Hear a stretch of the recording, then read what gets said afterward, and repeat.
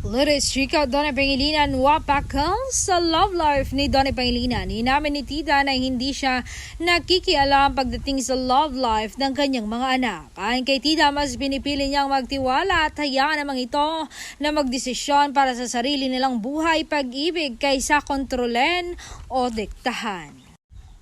I will have to trust them, love them, get along with them. Kasi malay ko ba, baka mamaya sila na nga talaga yung mag-aalaga sa anak ko, pahayag ng actress. Pero nang matanong tungkol sa kanyang anak na si Donnie, isang maikling paalala ang binitawan nito na agad tumatak. He's 28 years old. Basta guard your heart. Say ni tita. Ibinida rin ng aktres ang kanyang pagiging hands-off na ina pagdating sa pag-ibig ng kanyang mga anak. I don't coddle my children, giit pa niya. Pero kay tita, mas nagiging matatag at matututo sa buhay ang mga anak kapag hinahayaan silang sumabak sa realidad. May kalayaan, may pananagutan at sariling desisyon sa kanilang buhay pag-ibig.